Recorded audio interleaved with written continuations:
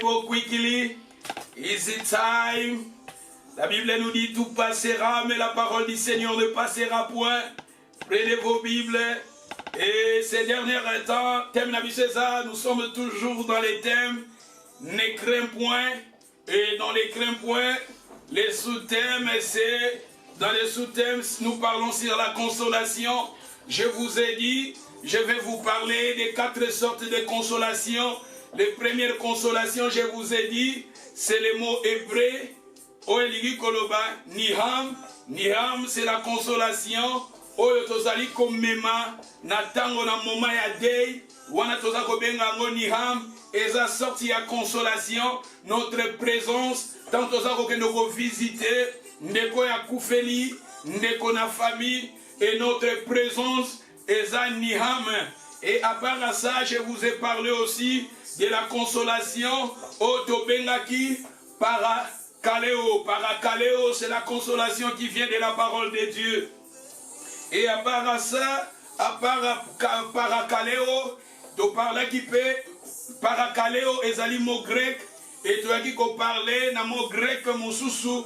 Otozali kobenga paramutia. Paramutia, c'est la consolation qui fait dans l'intimité. C'est des paroles exprimées dans l'intimité. Et quand nous parlons sur paramutia, paramutia, je vous ai dit que sa consolation entre mari et sa femme, entre l'homme avec sa femme, et cette consolation-là, et cette relation-là, ce sont des paroles exprimées dans l'intimité, et ça, paramutia. Et dans les paramutia, je vous ai parlé, au début, je vous ai, le dimanche passé, tout ça, mais aujourd'hui, Nalingisou a parlé, Tobakissa, c'est que le Seigneur nous inspire. Et rapidement, nous entrons maintenant dans les livres de Genèse, chapitre 3, verset 9. We go back at the book of Genesis. Genesis 3, we can read it at 9. Mais l'Éternel Dieu appela l'homme. L'Éternel Dieu appela l'homme et lui dit, où est-il? Il lui répondit, j'ai entendu ta voix dans les jardins et j'ai eu peur parce que je suis nu et je me suis caché. Et l'Éternel Dieu dit, qui t'a appris que tu es nu? Est-ce que tu as mangé de l'arbre donc je t'avais défendu de manger? L'homme répondit, la femme que tu as mise auprès de moi m'a donné l'arbre et j'en ai mangé. Et l'Éternel dit, et l'Éternel Dieu dit à la femme, pourquoi as-tu fait cela? La femme répondit, le serpent m'a séduit, j'en ai mangé. Alléluia. Tozana livre à Genèse, chapitre 3, verset 9. Tobandaki ko parler na consolation, ya mwasi na mobali. Et tolobaki, tozali ko parler sur le mariage, tozali ko parler sur le couple, entre consolation, oyo mwasi azo mema pa mobali, tolobi tant tozali ko balana, ezali initiation, oyo uti pa ya Nzambe. Les jeudi, nalobelaki biso jeudi passé, nalobaki initiation ya libala, et utaki pa ya Nzambe. Parce que Nzambe tango a créé ki moto, atiaki moto na jardin d'Éden, pour cultiver les jardins, à perfectionner les jardins, à garder les jardins. Nzamba lobaki que il n'est pas bon que l'homme soit seul. Et nous voyons à partir de ces moments-là, Nzamba ki kosala mwasi. Tolobaki que mwasi, elingi koloba aide. La femme veut dire aide. Le Seigneur a créé la femme et le Seigneur avait mis la femme auprès de l'homme. Elle était comme une aide. Mwasi aza aide auprès de son mari. Tolobi que Nzambe a tché mwasi pour aider mobali. Parce que tolobaki Eden, jardin d'Eden, eza famille na yo, eza libota na yo, eza foyer na yo. Et Nzambe a ko tché mwasi auprès de l'homme pour mwasi alekanako aider son mari. Tolobi li kanisia libala. Et utaki pa ya motote. Et utaki pa ya Nzambe. Tant mobali alamuki alobi voici maintenant l'os de mes os, la chair de ma chair, on l'appellera femme. Et tolobaki que femme, et lui koloba aide, tolobi koloba que Ève veut dire la vie. Aide azalaki wana mwasi na kati ya foyer, oza pona kopesa la vie. La femme dans le foyer, tu es là pour donner la vie. La femme dans le couple, tu es là pour donner la vie. La femme dans une foyer, tu es là pour donner la vie. Et maman dans le foyer, tu es là pour apporter la consolation. C'est-à-dire le Seigneur avait créé la femme auprès de son mari pour apporter la consolation. Maman na kati na foyer, tu es là pour apporter la consolation à ton mari. Maman, papa, tu es là pour apporter la consolation à ta femme. Et awa soki totangi tomoni awa Nzambe aye kosolola na couple oyo atiaki na jardin d'Éden. Le jeudi passé, je vous ai parlé ndenge mobali na mwasi baliaki mbuma. Et tolobi Nzambe apekisaki bango. Le Seigneur au début Nzambe apesaki ba enseignement. Alobi na mobali bolia mbuma te. Tomonaki que l'homme il était capable de transmettre le message à yango pa ya mwasi.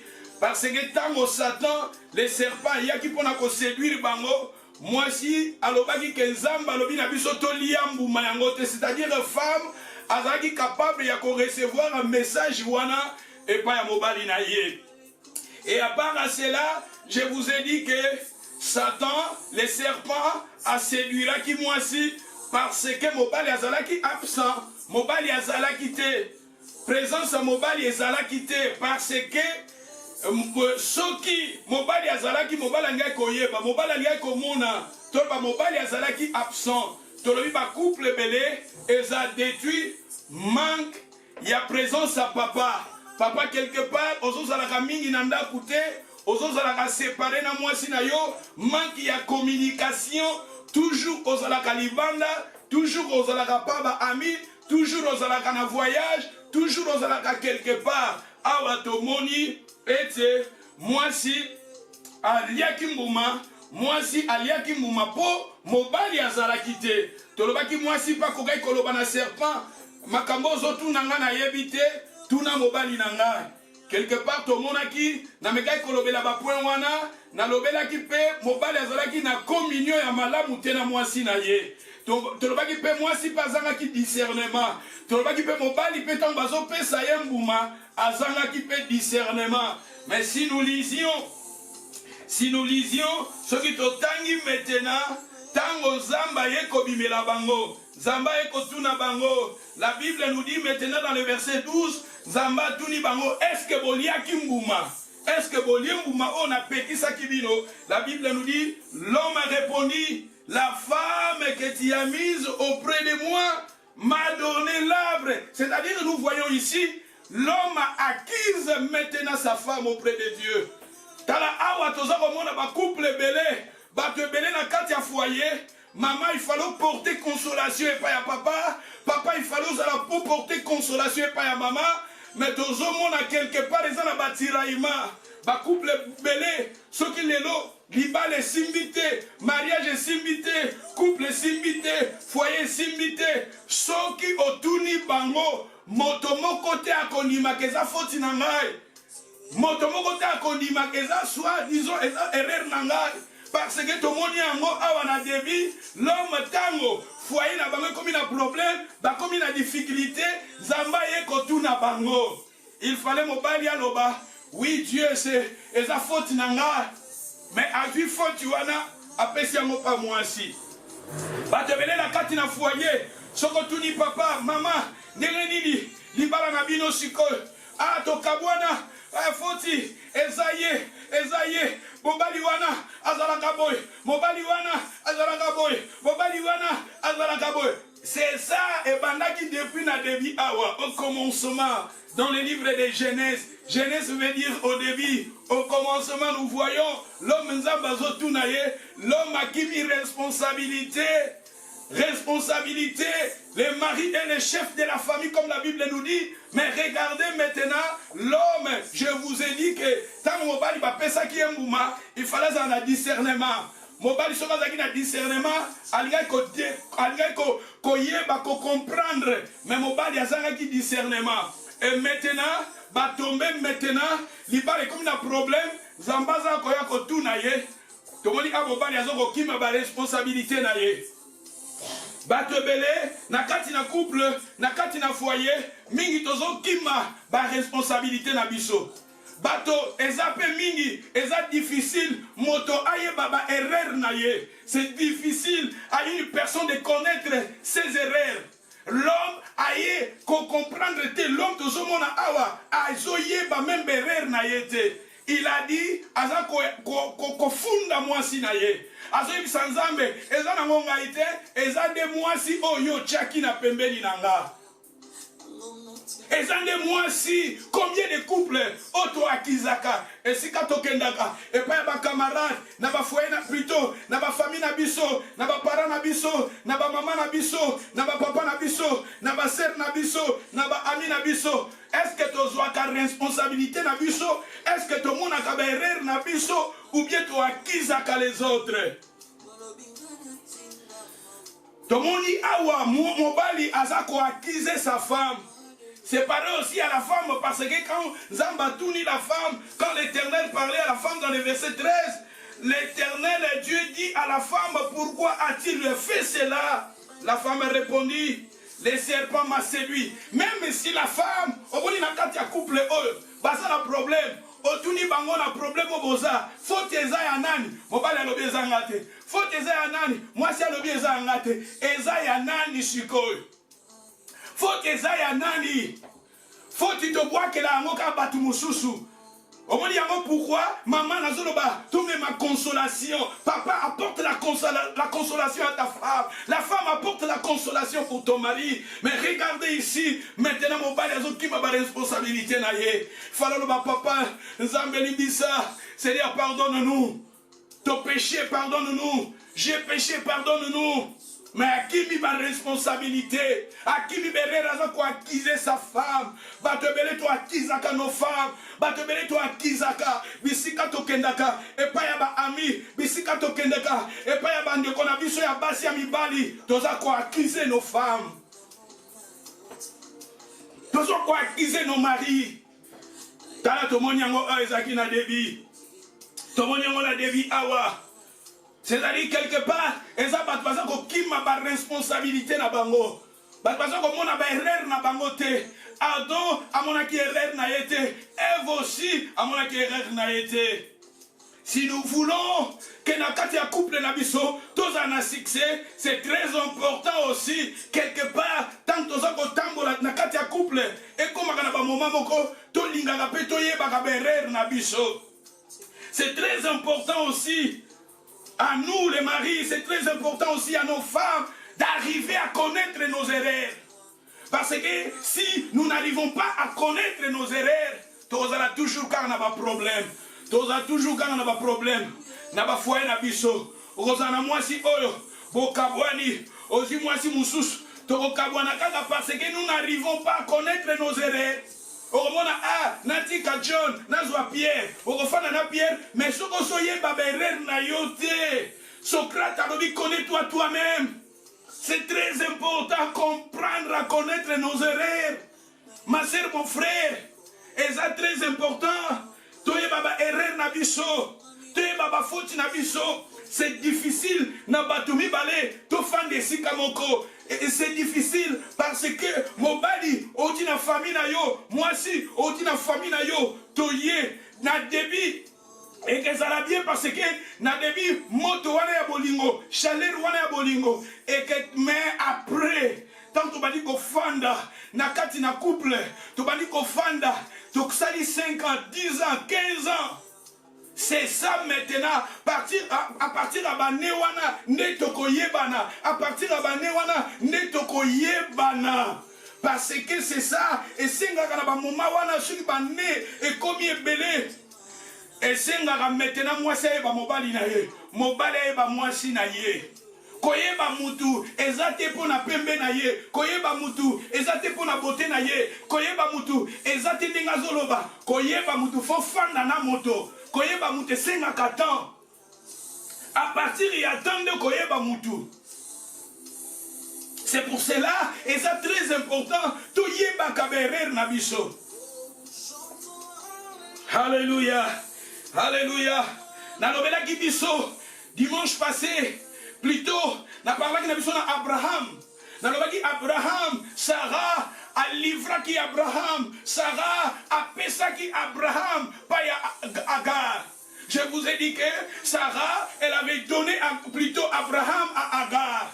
Et à partir de ce moment-là, Abraham, il fallait que Abraham a refusé. Abraham manque à discernement. Abraham a kotaki, Abraham a lingaki Agar. Bafandaki 10 ans. Bible ils ont habité pendant 10 ans.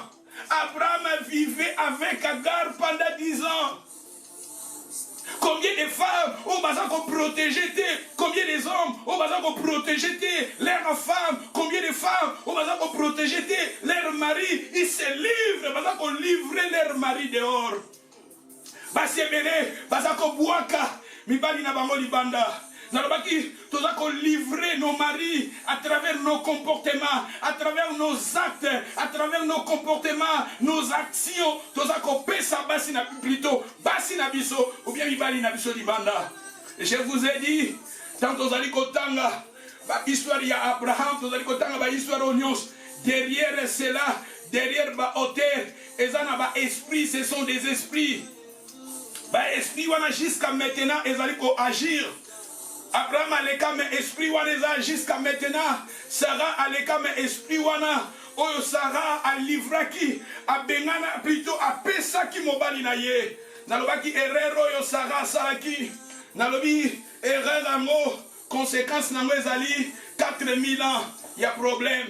Jusqu'à maintenant, tout le monde a barabe. Baza na ba problème na ba juif tozo mona ba arabe baza balingaka te ba juif tozo mona ba arabe balingaka te ba chrétien. C'est ça problème déjà depuis Atanwe Salama tilelo 4000 ans passés 4000 ans ba problème tozo mona ba problème ya ba terroriste.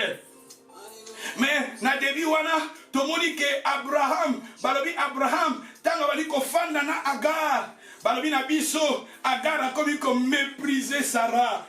Abraham a commis comme mépriser Sarah. Je vous ai dit que nous, maman Yosa, Osa Sarah, Osa plutôt, et Sarah Azaraki Mouana Nanzambe, Sarah Azaraki une femme qui avait des promesses de Dieu en elle, mais Sarah Azangaki discernement, Sarah Azangaki patience, et Sarah Abaneko Lukamouana, Lokola Abaneko Lukamouana, Aeko Salaba moyen na Yemoko, a utilisé son propre moyen pour avoir Azwa promesse ou Azwa Moana. Il fallait à la ferme. Il fallait à la ferme. Attends la promesse dans Zambé. Bible solo dans le livre Habakkuk, chapitre 2, verset 2. Ceux qui prophétisaient ou méritos de la que Kokisama. Parce que Dieu avait donné des promesses à Sarah. Mais Sarah, Sarah a protégé Abraham, il fallait Sarah a protégé son mari, mais Sarah livra à Pessi. Tobina ba acte na biso, na maloba na biso, ba maman mususu, ba acte na yo, ozana respect na mobali na yo te, maloba ya mabe na mobali na yo, ofinga na mobali na yo, même devant ba ami na ye, même devant ba relation na ye, même devant ses relations, ses amis, ofinga ka, oza impoli, c'est ça oza koloba, oza livrer ton mari. Eh, mibali belé, bazo ko ko fana nanda kuté parce que si on fait nanda to roswana, to lobi awa na période ya coronavirus, balobi violence domicile et commis et belé ba acte ya violence, awa balobi so okena ba job center, balobi to ya violence et mati. Parce que batu bazo ko fande sika mokote, moi sina mobali bazo ko fande sika mokote, batu bazo unda batu bazo swana, batu bazo benga na ba police. C'est ça, maman papa, na lobi na biso to ma consolation, na bolingo fo pe to za na komi kitisa, na bolingo pe fo na yo ka moninga, na bolingo pe moi tolérance ezalaka, awa toza komona. Sarah a komaki na ba problème pour Abraham tanga komaki na maboko ya Agar. Nalobi Agar, Azali, moto oyaza ko récupérer ton mari. La personne qui récupère ton mari, Azali Agar. Vous savez, la Bible Bazolo Belabiso, dans la Bible, si vous lisez la Bible, vous allez découvrir dans le livre de Jean, chapitre 4, Jean, chapitre 4, conversation, verset 12, 13, 14, Jésus avec la femme samaritaine. Et Jésus avec la femme samaritaine, Jésus a dit à la femme samaritaine, va appeler ton mari. La femme, elle a dit, je n'ai pas de mari. Parce que la femme connaissait que la personne que je vis avec, la personne que je vis, Asa mobali na yete, la femme a Asa mobali na yete. Jésus a dit, tu as dit vrai, tu en avais 5, même celui que tu as maintenant n'est pas ton mari. Maman oya yebaki, mais ngai na sepelaka na la femme samaritaine. Na femme samaritaine, azalaki maman moko, ayebaki ko batela mibali. Eza na basi mususu, aza apoli, eza na basi mususu aza na respect na mobali na ye, eza na basi mususu azo mema consolation, parce que la femme samaritaine, tango ayaki kotoka mai pour la mobali na ye. Ndenge nga na raisonner, ndenge nga na penser, maman oyo ayi kotoka mai pour mobali, atila mobali mai ya kosukola, pour alambela mobali, il fallait afanda na mobali, ayibaki kozwa soin ya mobali, ayibaki kozwa ko protéger mobali na ye, ayibaki kobomba me mibali yango bazalaki ya ye te. Azalaki na chance te ya kozwa mobali ya ye moko. Cette femme, la femme samaritaine, azalaki na chance te ya motanga kutanaki na Jésus. Jésus alingaki ko réparer sa vie. Jésus na biso nde muta réparaka. Jésus a réparé la femme samaritaine. Jésus a yebisi ye ozalaki na mibali 5 bango nyonso baza yote, même oyo oza na ye maintenant aza ya yote. Ngani nazo ko finki Saint-Esprit azo ko convaincre ngake Jésus ayaki kokota ko réparer kolela ya ndeko moko ya mama moko. Mobali wana Jésus alobaki ke aza ya yote. Peut-être moi si na ye quelque part abandaki ko sambela. Moi si na ye quelque part abandaki ko sambela et Jésus kolela. Et on dit Simon Pierre, Jésus a dit à Simon Pierre, Satan t'a réclamé, j'ai prié pour toi. Peut-être Jésus t'a dit que mobali oyo azana yo maintenant, ce n'est pas ton mari. Peut-être prière ya moi si on a quelque part et comme il a mato ya Jésus et Jésus a dit que la femme samaritaine a libéré mobali wana, a libéré. Nebi ke eza na mibali mususu peut-être baza pa ba Agar, eza na mibali mususu peut-être baza pa ba la femme samaritaine. Ba femme samaritaine ba yebi ko batela mibali, ba femme samaritaine ba yebi ko zwa soin mibali, la femme samaritaine na Agar ba yebi ko batela mibali, mais Jésus aza malade. Alobi mobali aza na yo, aza pe mobali na yo te. Jésus alingaki que la femme samaritaine a libéré mobali wana po azonga. Je vous ai parlé un jour, quand on a ba YouTube, quand on a ba Facebook, namona maman moko boye, jeune fille moko boye, maman penza, ya ba 37 ans, oh maman nende namona kiye, alors attends ba 35 ans, moins de 40 ans, akangi mobali yango siko kombo Roger. Alobi azoloba ezalaki na Facebook awa soki pa kolanda nga alimbisanga po eza nango kaka toza koedike bato e mama wana azoloba alobi bozobenga nga na libere Roger, na kolibere Roger te. Roger ndenge akoti na ndako na nga na kolibere Roger te. Bino basi yo bobali bozoko kofanda na mibali te. Yo kanisi mobali soki alatisi yo bag moko aboti no bana ya kotikala kaka na yo obanda konyokola ye obanda kofinga ye ndenge otiki Roger aye na ndako na nga na kolibere Roger te. Bobenga boloba ndenge bolingi koloba na kolibere Roger te. Et namona mama na alobi bo ça va ngamoko na benga Roger na phone na tuna Roger soki Roger alingi kozonga mama wana pe ye kaka sur place kaka na Facebook pe makambo abengi Roger alobi chérie bébé bazo benga Roger bébé bazo bananga na tika yo ka Roger te na kolongwa te na kokende te. Roger abosani bana stala siko Roger ake kokota pa ya la femme samaritaine. Roger ake kokota pa Agar. Ça dit, et ça n'a pas si mususu, tous on a besoin quand on a un mutu. Na vie tozo fanda, nous avons besoin de vivre avec quelqu'un. On a besoin d'un mutu. Na mboka bamboko tozo fanda ba stress. Ba tebele bazoko kufa, aza sel akufi. Tozo mona ba tebele, mutu akufi, lokola zalaka yemo na ndako akwe akufi. Et bien, beaucoup de mutu akufa 2 jours, 3 jours. Nous avons besoin, tous en moutou. Mais moutou il faut vivre dans moutou ya bien. Moutou ya comme ma consolation, ya comme ma thé, tiraillement, pas problème, au coup frappé avant les temps. Parce que je vous ai parlé aussi des Samson, ya coup frappé avant les temps.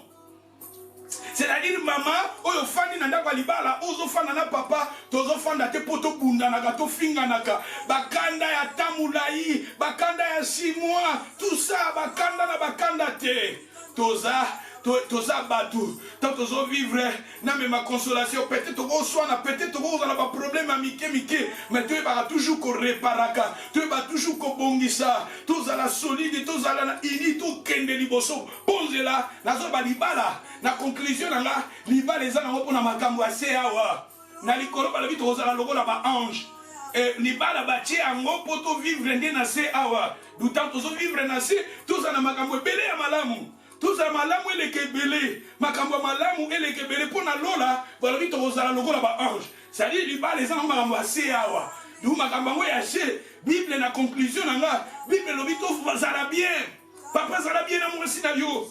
Maman zala bien na mubali na yo. Alléluia.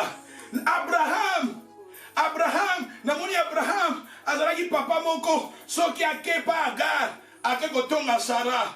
Abraham, soki akepa ya Agar, pour Agar a comme méprisé. Abraham, plutôt Agar, azalaki na respect ma casse envers Sarah. Parce que Sarah, azalaki maîtresse naye. Sarah, azalaki maîtresse naye. Agar, azalaki servante ya Sarah. Et la Bible nous dit, tangu Abraham a commis kokabola maintenant. Agar a commis kokabola maintenant Sarah. Abraham, je suis convaincu que Abraham, tangu abandaki kokende pa ya Agar, abandaki kokende kotonga Sarah. Abraham tangu abandaki kokende pa ya Agar, abandaki kokende kotonga Sarah. Parce que tout le monde awa tangu Abraham aye pas Sarah zo ebisa yeke tala ma servante a comme comme mépriser nga ya lobi maintenant azana pouvoir na yo Sarah onyo so yo lingi nele bozolo baboy esiko kendaka ozolo bape c'est-à-dire tozomona quelque part azotonga Sarah quelque part akekuna azotonga pe Agar mibage bele basa bongo. So azali banda kotonga mwasi na ye azali banda kotonga asa pas camarade asa pas bandeko na ye ba para na ye kotonga mwasi na ye il faut la protéger. So il m'a dit eza ko sunga bolo ba amen. Aïe. Bah maman, papa, protégez Paramoutia, protège ta femme, papa, protégez ton mari, maman, protégez ton mari, papa, protège ta femme. Et nous voyons Abraham, Sarah, Libala Oya Sarah, mariage à Sarah, couple à Sarah, et comme il a un problème au 3e Moutakoti Nakati. La ligne Fanda Pesate, la ligne Tokendepo. Vraiment, mademoiselle Belé, je ne pense pas. Je vais parler des Paramoutia les dimanches qui viennent. Mais aujourd'hui, mademoiselle Belé, Abraham, Aekobota, Ismaël, les autres sont mon arabe nyonso, barab, balobakoko na bango, eza Ismaël.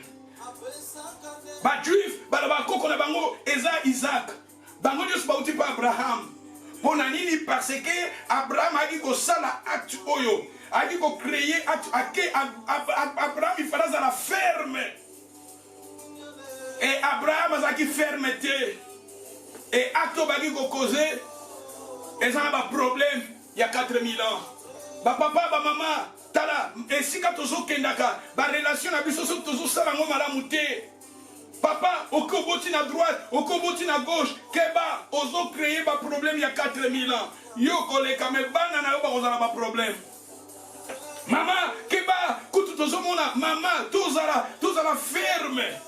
Berrer, moussou, toza, ko sala na vie, ba conséquence nango, et ça 4000 ans. Mais l'autre, tozomona, ma terroriste, le monde, comme la problème, il y a insécurité. Et dans l'accès sur la Bible, balobi na Agar, okobota mwana, mais akozala nyama sauvage. yango tozomona ezalaki profession bapesaki lelo tozomona basa nyama sauvage baza kotia babombo partout.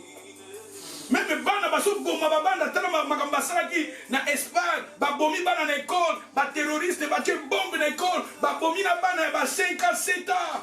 C'est ça nyama sauvage. Soki Abraham azalaki patient, soki Sarah azalaki patiente, ba acte oyo makambo oyo ngai kosalama te. Mama papa tozala tomema vraiment nazo ba consolation par amutia. Tozala ini na berer toyeba kolimbisana tozala bomoko tolingana na tolingana et tozala soudé. Alléluia. Nalingi tokende vraiment et naki ko parler la biso le dimanche passé histoire il y a Moïse.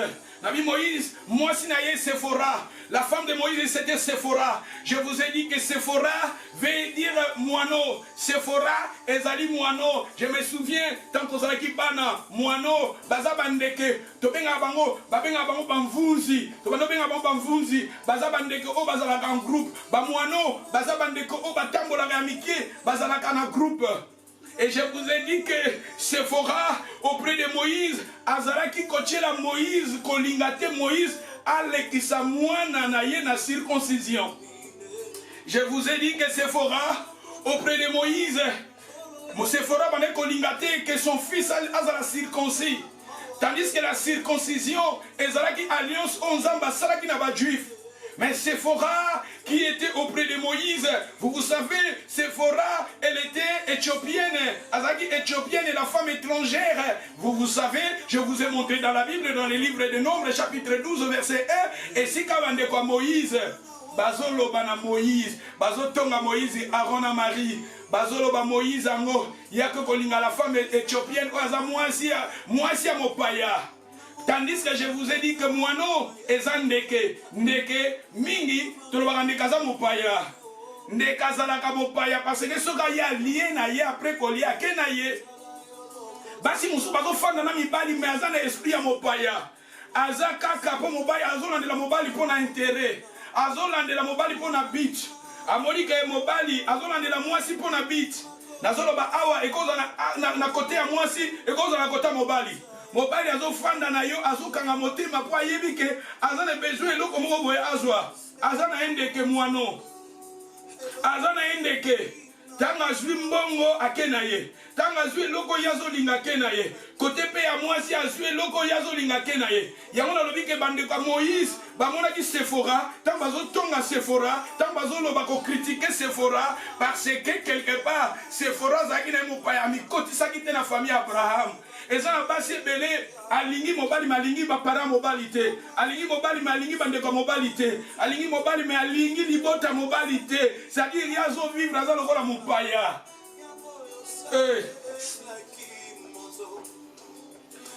Sephora bandeke oyo bamwano bazalaka en groupe. Omona basi ya bongo bazalaka en groupe. Omona basi ya bongo bazalaka en groupe. Aza basata misatu 4 bakangama bango nde na groupe na bango basalaka muziki groupe na bango bakendaka ba boîte groupe na bango bakendaka ba ambiance groupe ba muano. Omona ba muano. Aïe aïe aïe aïe aïe aïe aïe aïe. Donc elle est la biso, la livre à Juge. Donc elle est la livre à Juge, rapidement, dans le livre de Juge 14, verset 1. Donc elle est la livre à Juge, chapitre 14, verset 1. Samson descendit à Tina. Il a vu une femme parmi les filles des Philistins. Dans le livre de Quickly, Go Quickly, Book of Juge, chapitre 14, verset 1. Samson descendit à Tina et il vit une femme parmi les filles des Philistins. Lorsqu'il y fit remonter, il déclara à son père et à sa mère, il lui dit, j'ai vu à Tina une femme parmi les filles des Philistins. Prenez-la maintenant pour moi, prenez-la maintenant pour ma femme. Son père et sa mère lui disent, il y en a-t-il point de femmes parmi les filles de tes frères? Aïe, aïe, aïe, aïe, aïe, aïe, aïe. Si nous lisons dans les versets 4, son père et sa mère ne savaient pas que cela venait de l'Éternel, car Samson cherchait une occasion de dispute de la part des Philistins. À ce temps-là, les Philistins dominaient sur Israël. Samson descendit avec son père et sa mère à Tina. Lorsqu'ils arrivèrent aux vignes de Tina, voici un lion venant. Ceux qui t'ont un verset, j'ai aimé les versets. Tu peux chanter avec moi, s'il te plaît. Le verset 10, le père de Samson descendit chez la femme, et là Samson fit un festin, car c'était la coutume des jeunes gens. Awa tozomona awa Samson, je vous ai dit que histoire de Samson liboso, c'était son deuxième mariage naye, deuxième mois-ci naye, mais premier mois-ci naye bandaki nde awa na 14. Na 14 ezaki première mois-ci à Samson. Samson alingi mois-ci na ville ya Tina. Tina elingi koloba obstacle. Samson a kolinga mois-ci na ville ya Tina, tandis que Tina veut dire obstacle. Tala, Samson, Samson, il était un enfant de Dieu. Samson, il avait des promesses de Dieu dans sa vie. Samson, il était appelé par Dieu. Samson, maintenant, cherchait une femme à Kenaville et à Tina. Tandis que Tina veut dire l'obstacle. À Kenaville, on est dit qu'on a obstacle. Et tant à Kenaville, Samson, papa n'a écouté maman, n'a papa, ah, moi, na bande konayo, basi bazate. Ya lingite, ya lingika kuna na mboga ba Filistin.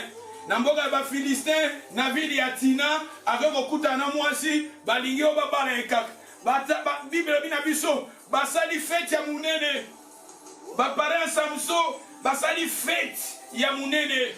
Papa, maman, tozo mona couple oyo, debi na bango ezalaki bien. Samson linge ko fanda na mwasi na ye. Samson linge ka mema consolation pa mwasi na ye. Samson voulait aussi avoir une femme où il y a comme ma consolation et pas une. Mais regardez maintenant, Samson, sa fête. Il y a 7 jours. Si vous lisez la Bible, Samson, dans verset 11, Samson va être la fête il y a 7 jours. T'as le mariage où il y a mounene. Moi je ne pense pas. Bateau va être mariage. Faut pas gaspiller mbongo na bango, faut pas gaspiller ba bien na bango, faut pas gaspiller temps na bango. Non, quelque part Samson voulait avoir une femme où il y a comme ma consolation pour sa vie. Et quelque part aussi la femme voulait avoir un homme qui va apporter la paix, la consolation.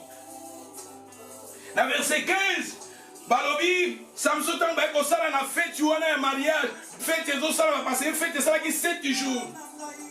Il y a un couple belé, bazobana, ba dépenser, basali ba dépense, ba limousine, basali aminene. Mais au moment de la fin de fait, les balans est commis brisé. Les balans est commis brisé. Divorce. Et banda kala, a tozo monango, pas ya Samson. Faites il y a 7 jours. Et si nous lisons les versets 15, le 7e jour, il est dire à la femme de Samson, persuadez à ton mari de nous expliquer. Ah, wasokotangi histoire oya Samson, na libala, Samson, aiko sala G, aiko sala énigme, apesi des paraboles, et puis bateau bazaki na fête na ye, pour bateau bako retrouver réponse ou bien solution. Il y a proverbe au Samson pesaki, Samson bien go pesa bango 30 chemises. Et la Bible nous dit, bandeko bazaki na fête wana, bamoni baluki réponse ezate, bake kocha pression et pas ya moi si ya Samson. Bake kocha pression et pas ya moi si ya Samson. Dans verset 15, balobi, le 7e jour, il dit à la femme de Samson, persuadez à ton mari de nous expliquer l'énigme. Sinon, nous te brûlerons, toi et la maison de ton père. ozomona awa tozomona awa couple oyo mama oyo na libala na bango balingani na Samson. Il fallait apporter une consolation auprès de Samson. Toza komona siko na couple oyo ba pression et comme il y a libanda. Basi ebele, ba couple ebele, mabale ebele, boza na kati ya libala mais ezana ba pression oyo ezo uta libanda. Ezana mitindo, ezana ba pression ya bato, ezana maloba ya bato. Maman na kati ya ndaba libala, bato ebele baza ko influencer yo. Regardez la femme de Samson, elle était influencée par des gens de dehors. Ezaki bandeko ya mwasi ya Samson ya libanda. Tandis que Samson totala rappel besikani tozono luka basi, besikani tozono luka mibali. Samson ake kolinga mwasi na vini oyo. Je vous ai dit, tant na teki biso na deuxième mariage à Samson akendaki na ville oya Soreka na lobaki ezali Soreka elingi koloba vigne de ton choix, vin de ton choix, ou bien vin de choix. On a lobaki na lingala masanga ya posa na yo. Akoko luka mwasi na mboka oya masanga ya posa na yo. C'est-à-dire na vidi wana masanga, même bana mike babana komela masanga, même ba fillette mike masanga, ba fille ba kola na masanga. Tala sika masanga ezebele, ba twazo mela masanga. Tala éducation nini ya malamu ke utawana. Et Samson ane koluka mwasi kuna. Et Samson na lobaki na biso kufaki avant le temps. Mais regardez maintenant Samson, avec une femme, la consolation pour naïe, maman, la consolation pour ton mari, Marie, la consolation pour ta femme. Samson, lui, il avait des promesses de Dieu. Samson, il cherchait une femme qui sera pour lui une consolation. Mais regardez là où Samson a accueilli. Samson avait tombé, na moi si à ma bête. Mibali ebele pe papa za malamu mais moi c'est si kako tomber et akako tomber pas mobali ya mabe malamu baza mais si kako tomber pas ya papa ya mabe papa obazo uta na ville ya Tina obstacle c'est-à-dire na libala nao ezalaka bitumba ezalaka ba pression ezalaka ba mbanda ezalaka ba problème mobali lelo alalaki kuna alalaki na gauche akendaki azalaki ezape na basi mususu azalaki na gauche azalaki na droite c'est-à-dire ba pression ya libanda. Et na lobi na biso awa totali na kati na Bible Samson awa na mwasi na ye babalani sika na libala na ye nanu kaka wana fete eza mais mwasi déjà Samson akomi kozwa ba pression ya libanda yebisa mobali na yo lobana mobali na yo ou bien to menacer to boma yo to tumba pe ba parents na yo maman amoni ke pression ya bato libanda mibasi ebele bazana ba pression ya bato libanda ba couple ebele bazana ba pression ya famille ba couple ebele bazana ba pression ya libanda.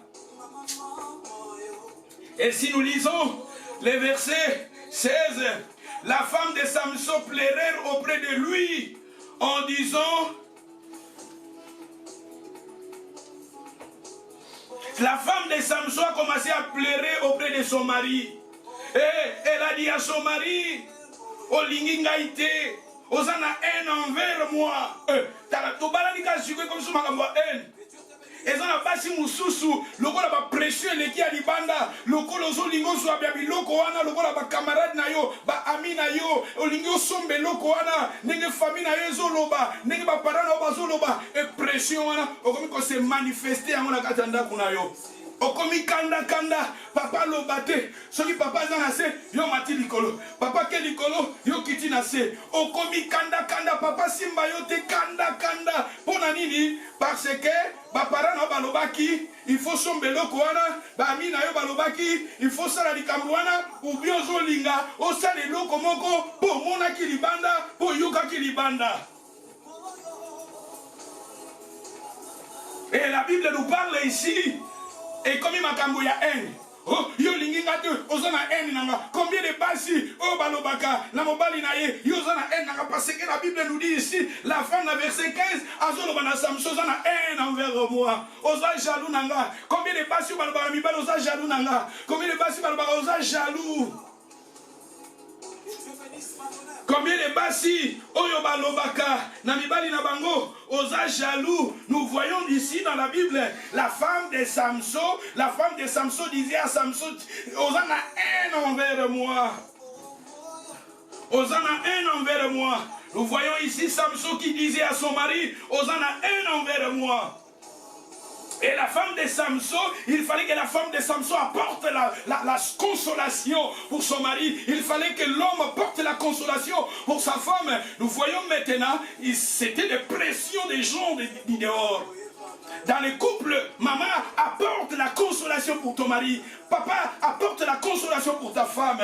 Et nous voyons ici, Samson a un couple comme il a un problème. Couple comme il a une difficulté. Azolobo linginga ite pona ezalaki likanisa ezalaki kaka bayebisa ye secret ya likambo Samson proverbe o Samson alobaki na bandeko na ye basi ebele. C'est pour cela ezali na auteur moko na Napoléon il aloba mwasi azawana la femme akoki kotombola yo, la femme akoki pe kobebisa yo. La femme akoki kotombola yo, la femme akoki ko élever yo, la femme akoki pe ko briser yo. La femme akoki kotombola yo, la femme akoki pe kobebisa yo. Et nous voyons ici maintenant, si nous lisons les versets, les versets 17, elle plairait auprès, verset 17, le verset 17, elle plaira auprès de lui pendant les 7 jours que diront les festin, et le 7e jour, il la lui expliqua, car elle est tourmentée. Regardez ici, la femme de Samson, awa, aza kolelo auprès de Samson, bobalani sika mama, ozo linga, olinga kaka, oza na voiture, lokola, bango, yozo linga, nalobaki de péché, au début de péché zalaki, péché à moto zalaki, toliambu matoko lokola nzambe, c'est ça. Zamba kopesa o bénédiction na yo selon na temps fixé, je vous ai montré dans la Bible. Zamba kopambola yo couple oyo, pambola couple o bakangami na nzambe o baza fidèle. Le Seigneur va vous bénir à son temps. Zamba za na temps fixé pour vous bénir. Tant tozolinga nazala lokola ye, nalata lokola ye, nazana ndako lokola ye, nazana voiture lokola ye, nasala lokola ba parents nanga bazoloba, ba parents na bazoloba. Soki ezali kanisi ya malamu, tozela na tana yango, quand le temps de Dieu arrivera, quand le Seigneur donne une promesse, il lui donne la provision. Et comité pour ba parents na yo, ba yana balobaki, okomi ko tia pression à ton mari. Et la Bible nous dit ici, nous voyons maintenant cette jeune fille, cette jeune femme, a commis pression. La verset 17, elle plaira pendant 7 jours. Dans le moment où elle il fallait la femme à la consolation. A commis Samson pression. Combien de femmes ont pression? Combien de femmes ont pression par Mibali na bango? Oh, qui m'y est dans la foyer, qui m'y est dans la famille, qui m'y est dans la liberté, combien des hommes aussi, oh, bah, tu as pression par Bassina Bango. Parce que je vous ai dit, ce sont des esprits. Quand je parle, pas ma papa, je parle, pas ma maman. Parce que l'esprit, oh, bah, acte, oh, et qu'on s'est manifesté côté maman, et qu'on s'est manifesté aussi côté l'homme. Ça peut aussi se manifester à côté de la femme, ça peut aussi se manifester à côté de l'homme. Et nous voyons, la verset a commis que tu as mobali pression, que tourmenté mobali. 7 jours, et ça va maman moussous, ce qui a un kanda, kanda qui soit 3 mois, et qui soit 6 mois. Papa ko simba yete, papa ce qu'on l'a dit licolo, il y a dans le salon. A commis qu'on l'a télé au jean. Akomi ko latela yo babiloko ekangi zoto po osimba ekutute akomi ko tourmenter papa akomi ko tourmenter papa ko na problème mental papa zangi kimia akangi papa vraiment otolobaka akangi niembese Ba maman moussus, à cause de la pression de la famille, à cause de la pression de la famille, à kangi papa niembes. Ba papa moussus ujitelo, bazala na niembes.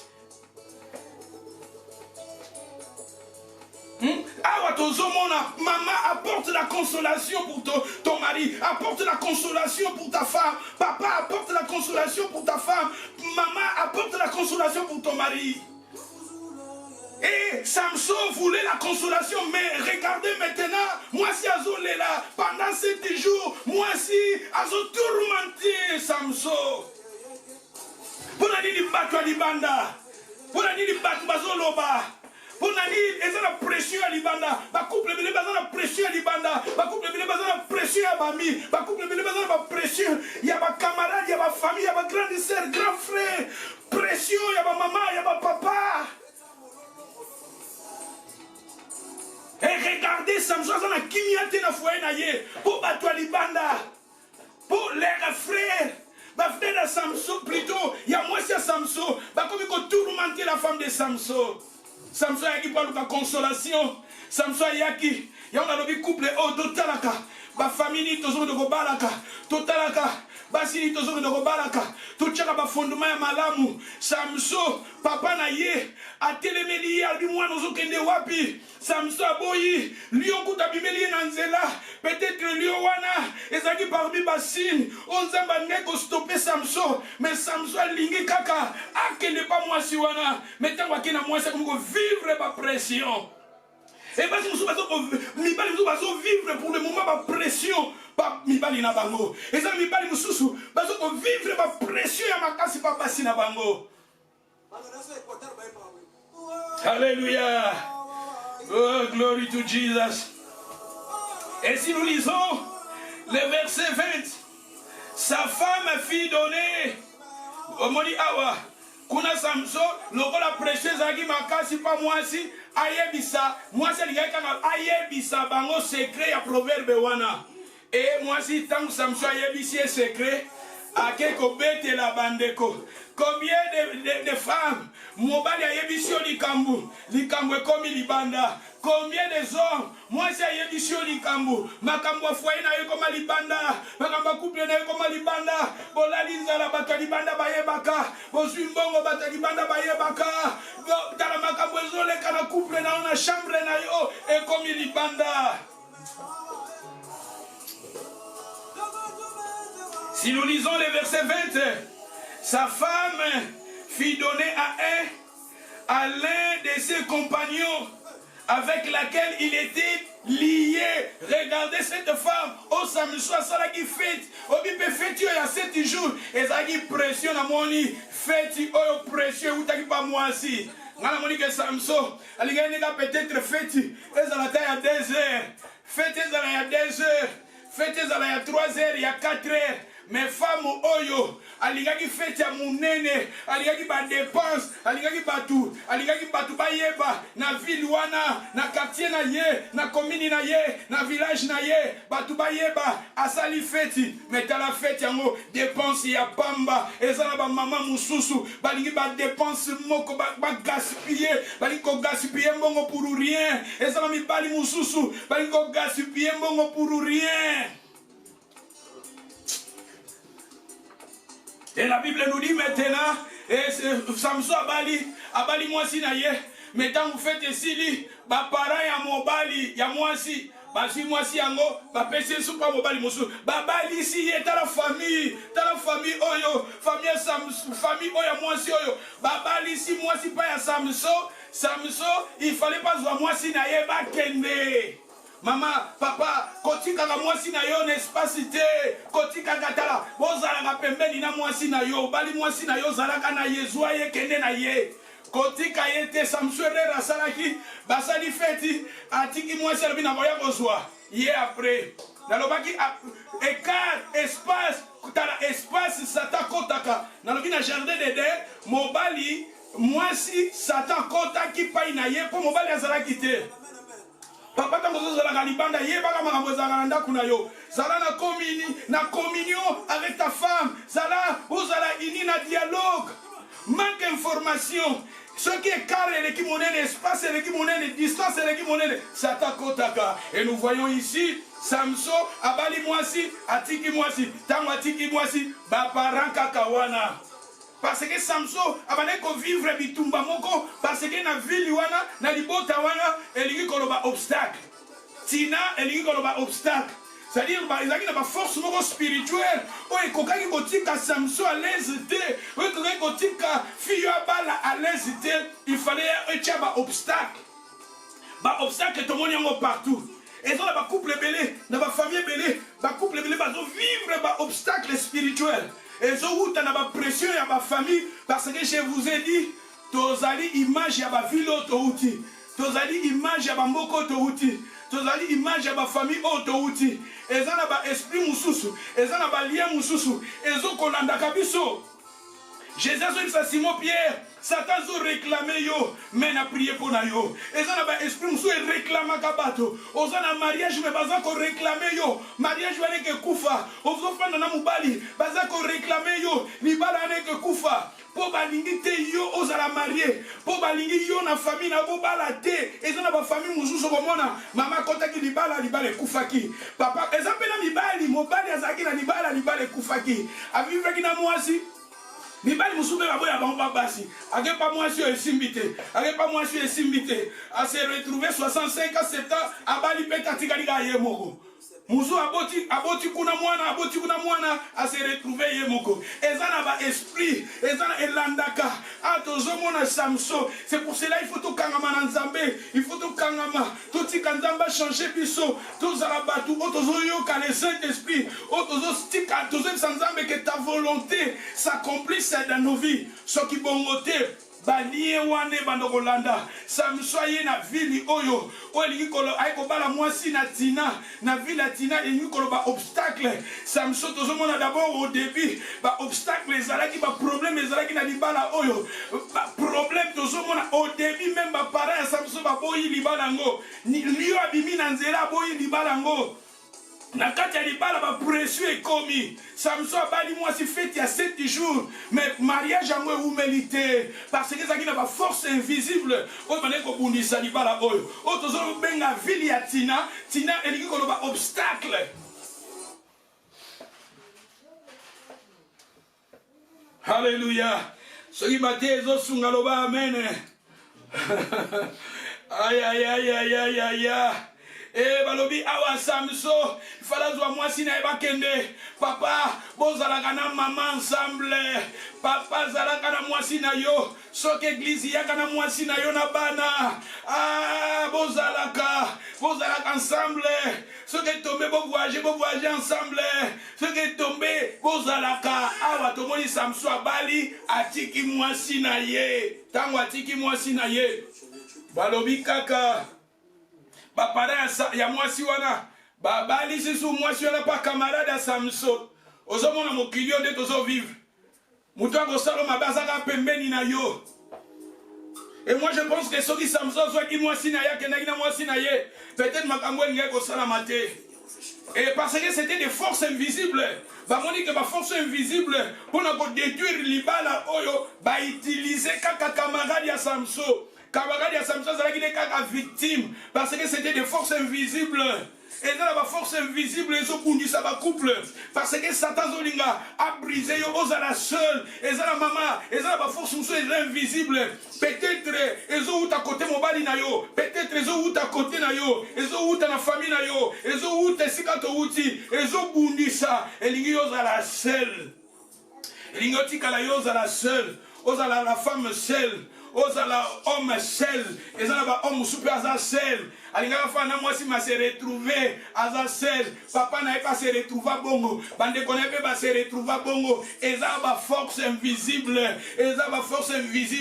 atozo mona Samson mwasi ya Samson makambazo vivre et parce que mon ville wana ngeko lo baba obstacle.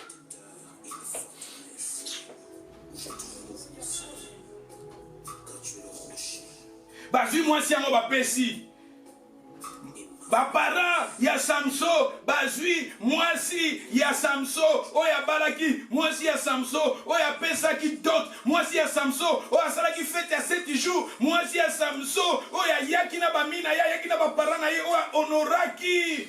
Ah, bazui mwasi yango, bapese pa bato mosusu.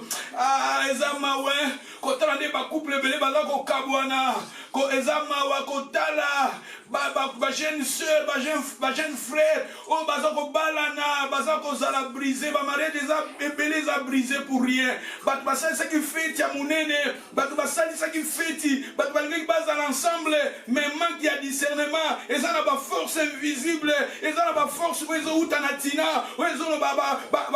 obstacle, couple sans ambe, sans vie de prière, sans discernement, couple les autres à la briser.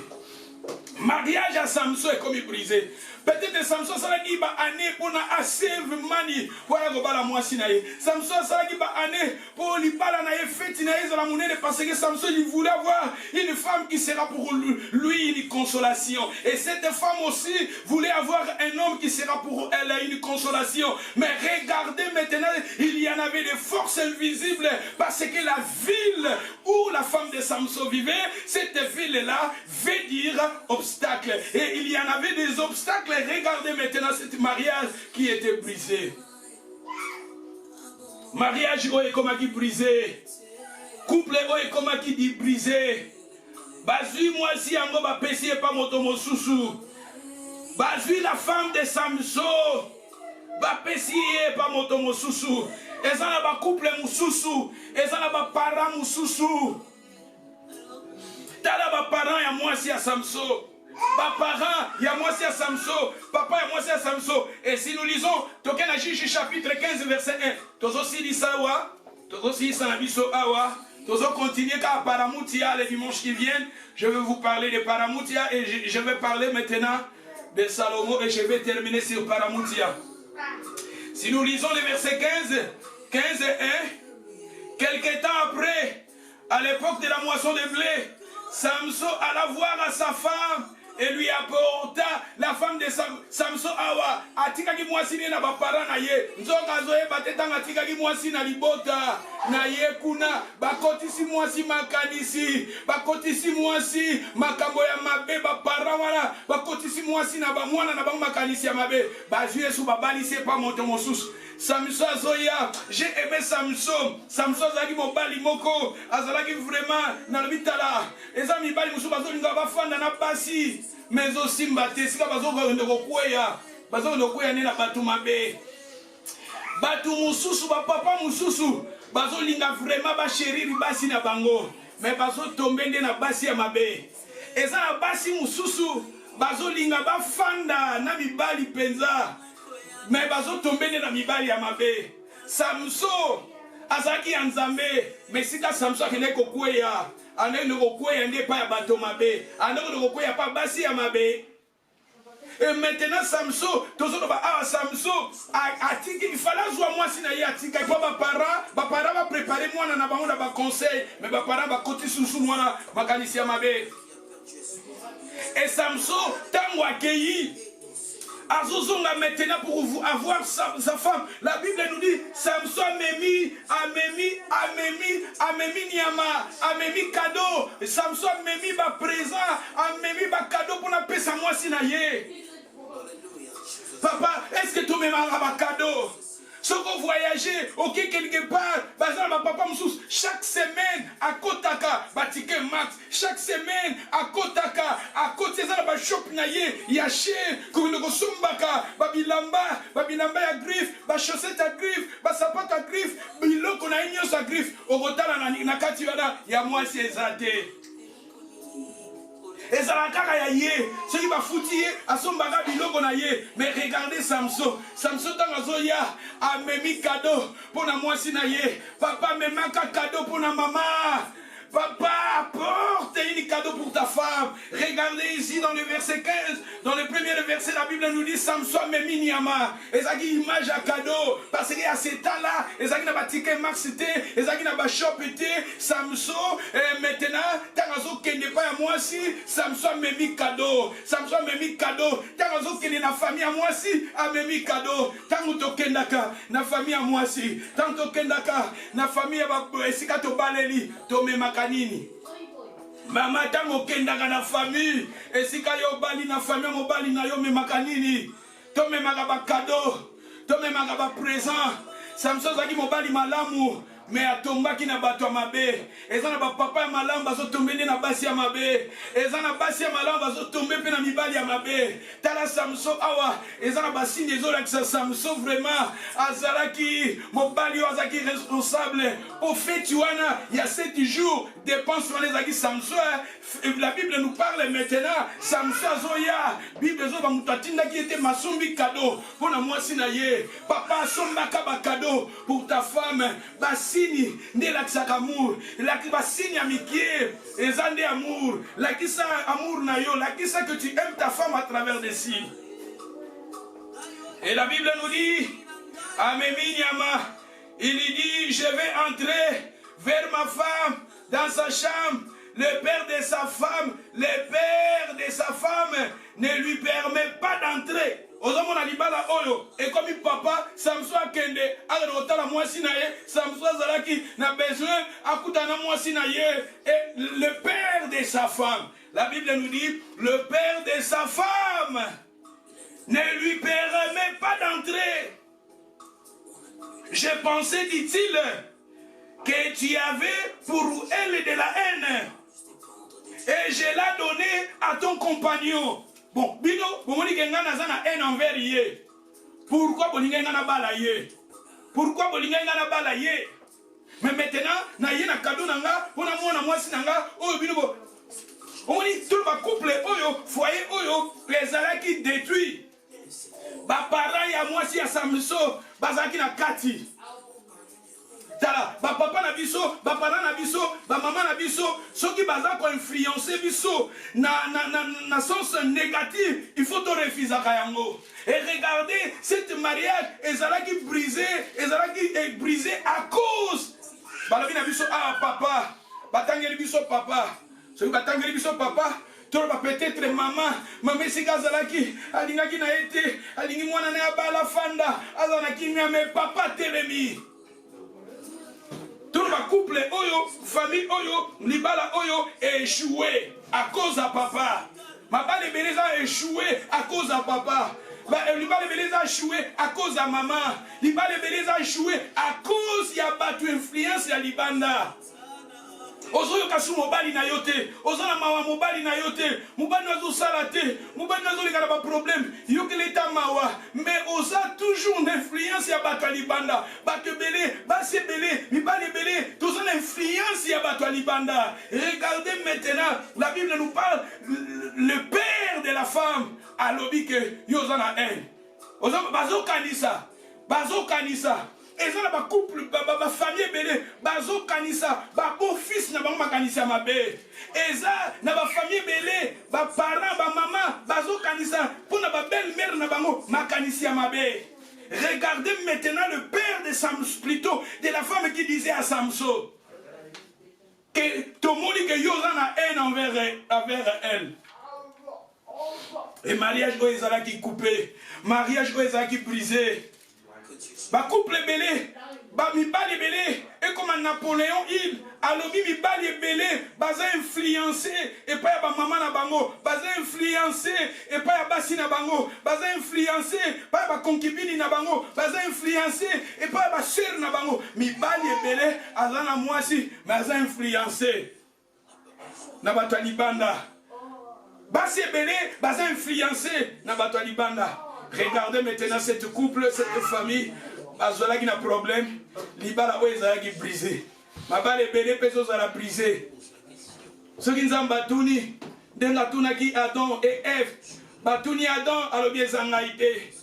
C'est la femme. Ceux qui batuni moi si, pour la nuit libala n'a venu simbité à l'objet zangaïté, et ça c'est l'homme. Ceux qui batuni l'homme, pour la nuit libala n'a venu simbité, c'est zangaïté, et ça la femme. Que le Seigneur vous bénisse. Si quand il a semé, nous allons parler sur Paramoutia. Paramoutia, c'est la consolation qui se fait dans l'intimité. Moi, je pense dans la foyer, la femme, tu es là pour apporter la consolation à ton mari, et l'homme, tu es là pour apporter la consolation pour ta femme. Moi, je pense que je m'arrête ici. Le dimanche qui vient, nous sommes toujours dans Paramoutia. je veux vous parler plutôt de Salomon qui a... Salomon, qui n'a pas 6000. Samson voulait aussi la consolation. Mais la consolation, il faut ajouter dans Paramoutia, ajouter aussi Dieu. Donc, tiens, sous Nzambe, dans la consolation, il y a Paramoutia, il faut ajouter aussi Dieu. Samson voulait la consolation, mais tout le monde a consolation, Samson, plutôt Salomon à Lukaki. Est-ce qu'à soi qui voulait consolation, peut-être les dimanches qui viennent, que le Seigneur vous bénisse. God bless. Bilobabo eza abiso, Zambazo bela biso nyonso, ba papa, tu ba kozala malamu na basi na biso, ba mama, tu ba kozala malamu na ba papa na biso. Vraiment to sungana, to mema vraiment consolation. Que le Seigneur vous bénisse. To le kanako bonde là, Seigneur Liloboyoki, ma sœur Laoutie, Bilobabo eza yo, bonde là pendant quelques minutes, bonde là, alléluia.